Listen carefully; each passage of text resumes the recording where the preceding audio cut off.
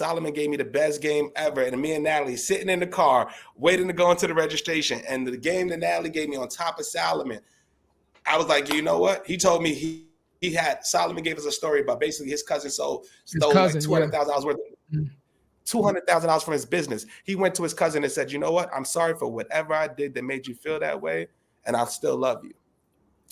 That part of the story resonated with me because I was like, yo, I don't give a fuck about the business. That's my brother. Right. Fuck the money. You know what I'm saying?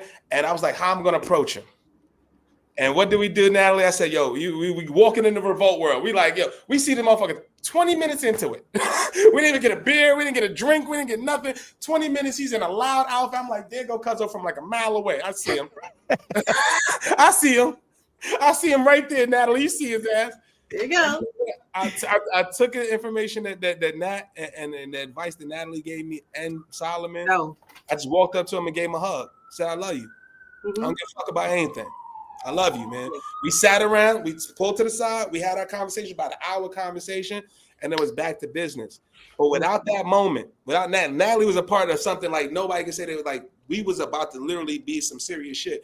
And so I want to thank you, Natalie, for being who you are, for holding me down in that moment, because there was a moment that I was unsure of a lot of shit, and she held me down. We sitting there listening to Alicia Myers. I want to thank you. We in the car cruising in Atlanta. We just had a great time, and I just want to say I love you, sis. And that was a moment that was pivotal for the business, pivotal for the show, and you was there, and I'm glad that it was you there. I'm glad that Solomon was there, and that was a moment that we need to have, and we are here rocking a year and a half later after that moment today on this call. So that's real as hell. Yeah, I mean, definitely get the, you know what I mean? And let me tell you, like, Natalie already knows. Like, she already knows. Like, Natalie, you know what type of time I was on. But Cuzzo's absolutely right. And, you know, I thank Natalie in the moment also for being that support system. Like you said, Steve, she is the glue. You know what I mean?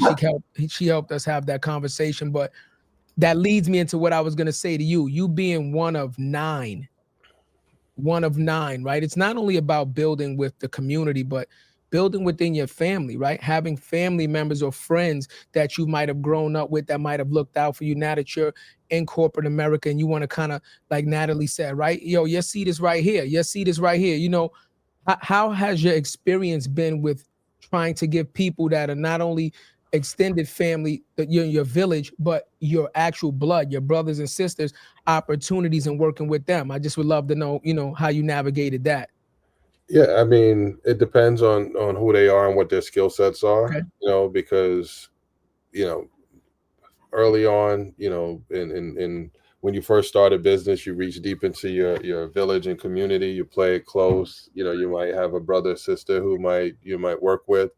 And then when you get to a certain level, if that brother and sister did not raise to the same level, you got to get different people at different levels of your company. So, but, you know, I'm realistic with that. Like, I love to give, you know, I believe in nepotism. I love to give people opportunity, family, you know, friends, but it has to be, they have to be trainable. They have to be provide value to the business, because there's nothing, you can give people opportunities all day, but it has to be focused on excellence. Somebody can't show up late because they're your brother. They can't drop the ball because they're your cousin and your friend. Like, business has to be business at all times, and friendship and family. You know, I've had to fire family members in previous businesses if they did not, you know, manage the expectation. If they thought I was the same Steve at the Thanksgiving table as I am at the in the boardroom, in the conference table, you know, that it's not the same person. So as long as we can have a way to work together and make sure business is taken care of, and we can, you know, we don't bring it home, we still family and friends offline, I'm good with it. I love giving opportunities, open up doors, but it's all about making sure you deliver on a certain level. Like, and I'm going to add to that, because I've worked with many friends and I've had to, like, you have to talk to people. You genuinely have to talk with them, and you have to be frank, and you have to be honest. You don't have to be mean or nasty or bitter. Just like, this is the situation. And it's real. Like, even my son has worked on a couple of stuff with us at Pocstock, and he comes in, does what he can when he's freed up, and then he goes and does what he normally does. because he's in production. So I've seen Steve's sons have been there. One is an intern right now working with us. I mean, as long as you can bring something to the table and we're communicating, it's going to be all good. Oh yeah.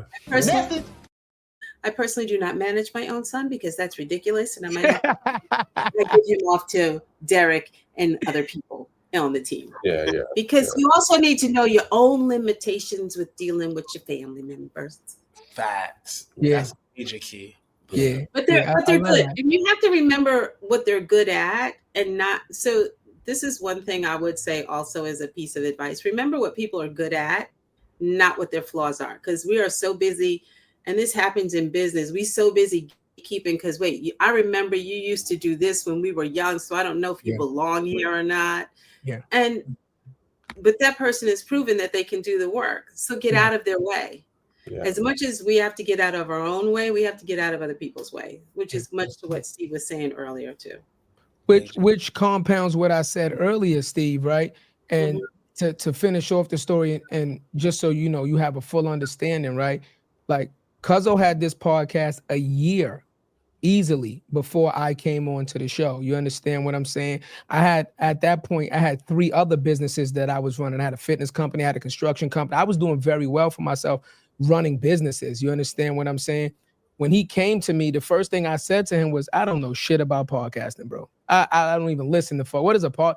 I was open and honest. Like, I don't know none of that. You understand what I'm saying? I admitted my flaws and say, I'm not good at maybe what you want me to do, but I know how to run businesses. I'm good at starting businesses and this and this and that. So, but once again, is what we talked about, taking the time to learn and study, right? Yeah. I opened up my first couple of businesses and then went to school and got a business degree. So I opened them up and then studied business and then learned business and then said, okay, let me, refine this thing and be better at it. So, that goes part to what we talk about, right? It's not, he could have had anybody else come on and be his co-host, but he understood that I work a certain way, I live a certain way, I manage a certain way, and that, we're going to have bumps and bruises and disagreements, but he understands my work ethic and knows what I'm willing to do and what I'm not willing to do, right? But that's only because I put myself in the position for him to understand that. I did the work first. Message. Same with Nadesh. Same with Nadesh. We talked about it off camera. That's how we identify Nadesh. Trust me, there's a lot of people that be like, yo, now can we be honest? Nope. Nope. Absolutely not. You cannot. No. But you know what? You was putting in the work before you put yourself in the room, sis. Yeah. You put yourself in the room, you was asking the right questions, you did what you need to do, and it was a no-brainer for us. And look where we are now, sis. Like that's just identifying that talent. Yeah. I don't know. This was a great episode. Again, I ain't gonna lie. Look, here's a fault, Steve. Steve. I normally start off the show and say phenomenal. I know, Natalie, I say like phenomenal. I'm going through a lot, Steve. I wanted to quit yesterday. That's real. 2 days ago, I did quit. Secretly in my, this shit is over. But we kept going. Ladies and gentlemen, yet another phenomenal guest, Mr. Steve Jones. Natalie came on again. You've seen Natalie before. You've seen her hang out with me. We've had another fun. But look how Natalie jumped on to the show to support Steve. This is a perfect example of why we say G&T. This is the village, ladies and gentlemen. This is the support.